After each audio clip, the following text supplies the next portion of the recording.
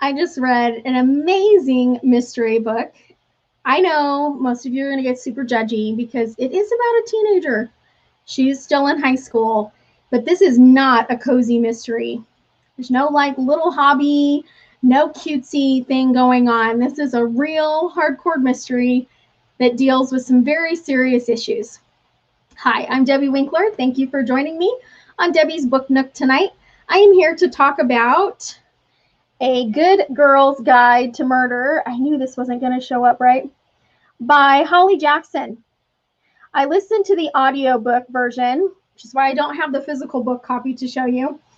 I am obsessed with checking out books from the library. And yes, you too can still check out books from the library, even though it's during COVID and the libraries are closed. You can check out books digitally, and some of them let you check out books physically, but I'm currently obsessed with audiobooks.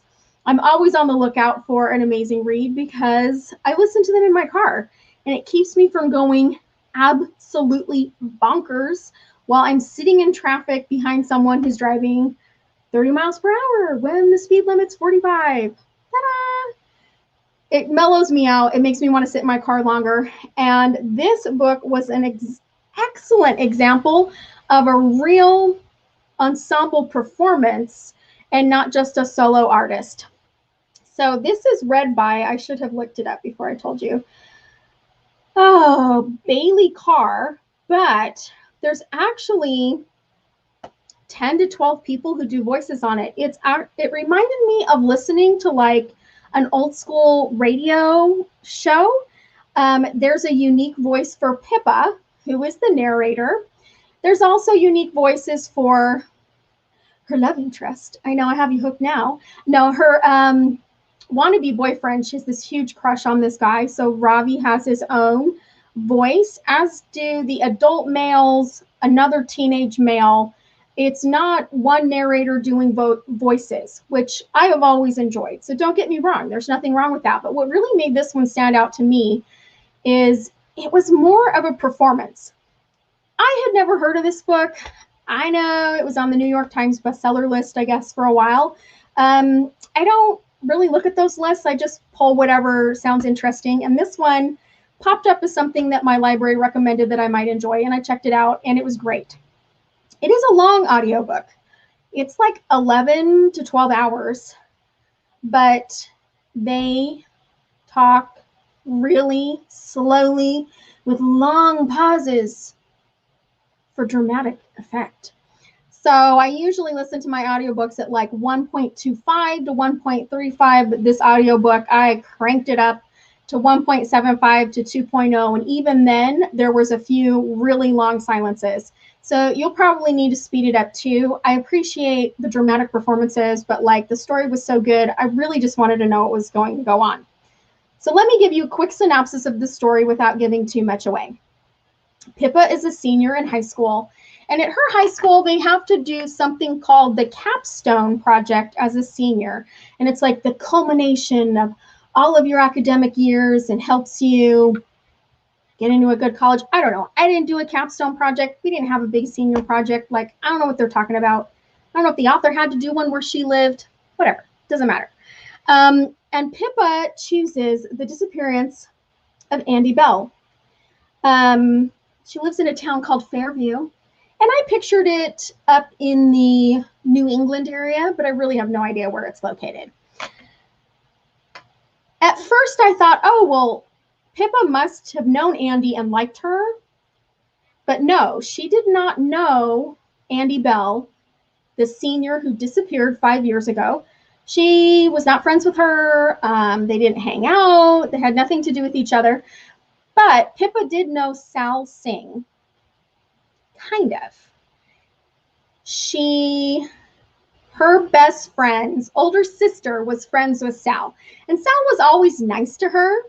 But what really persuaded Pippa to do the investigation, in my opinion, is she has a massive crush on Ravi, who is Sal's younger brother. So that's an introduction to Pippa. Pippa's a straight A student, which opens doors to her that I really don't think other people would have been able to step through. Regardless, Andie Bell disappeared. They never found her body. but they did find the body of Sal Singh in the forest a couple days after her disappearance with Andie's blood on his body. So, of course, they assume he's guilty. The police stop looking. The investigation's over. The only thing that's left are the grieving families. Both Andie and Sal's families still live in Fairview.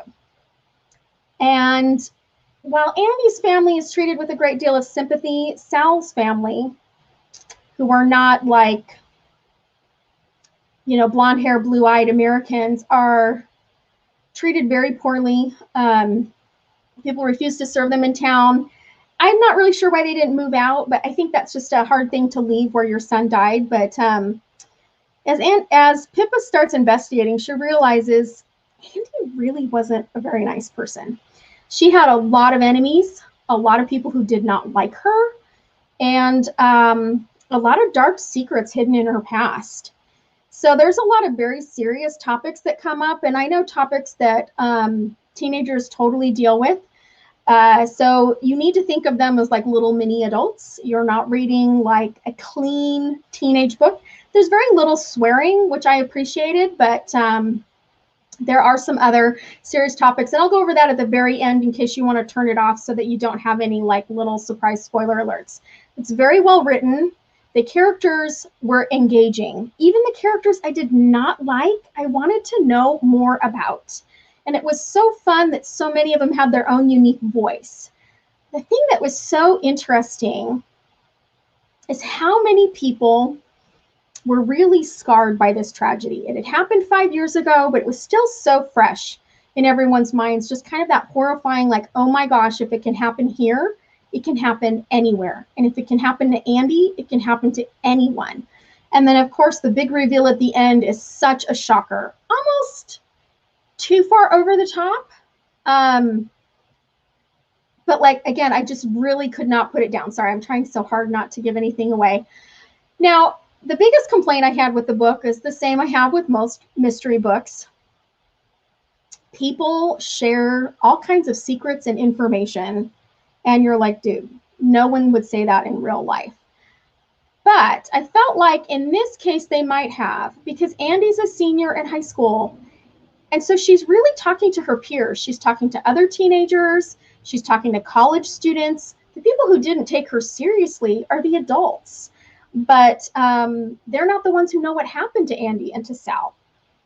So I feel like they saw Pippa as much less of a threatening presence than the police, where it would be so hard to go to the police and say, hey, I saw this weird photo on Facebook, or I heard this rumor about such and such. Like, you would just kind of brush it off and think that wasn't important enough to go to the police with.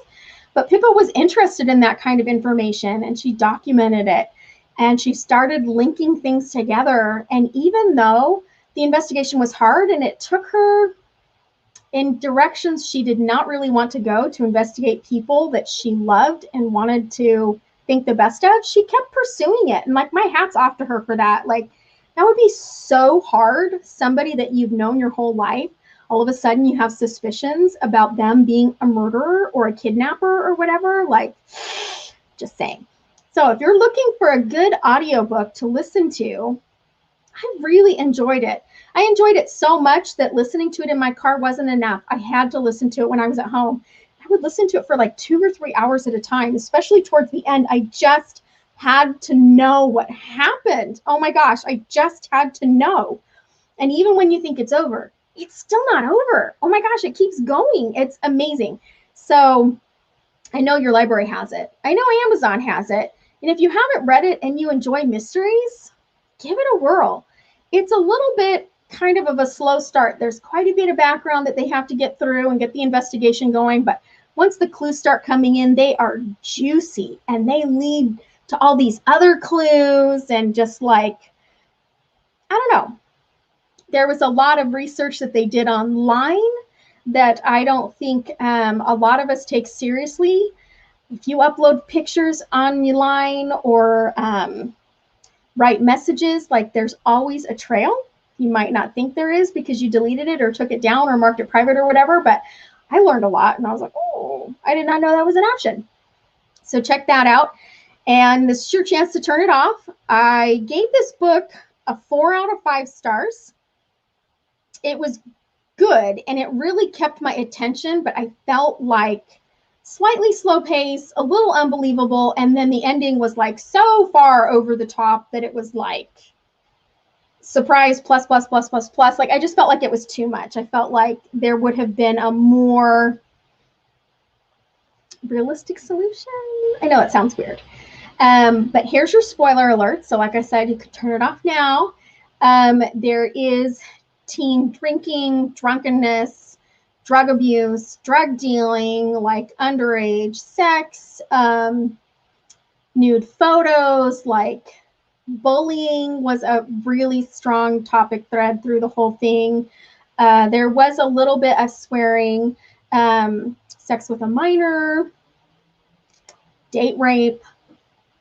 I mean, just because you live in a small town doesn't mean these things like aren't real. Lying to the police, you know, I mean, all kinds of stuff. So broken marriages, maybe a little bit of trigger for some people, maybe a little too mature for a younger teen reader, even though they might want to read it. I would recommend for ages 16 and up, if you have a sensitive reader, if you have a prolific reader or precocious reader, they're probably going to be fine ages 12 and up. But you want to be on hand to kind of talk to them and make sure that they know that these things aren't normal, although they are real, and the things that they can do to protect themselves also. I think that's very important, to be present and to be reading the books with your children if they're going to read it. But I really felt like this was written with an adult audience in mind, even though the heroine is a teenager.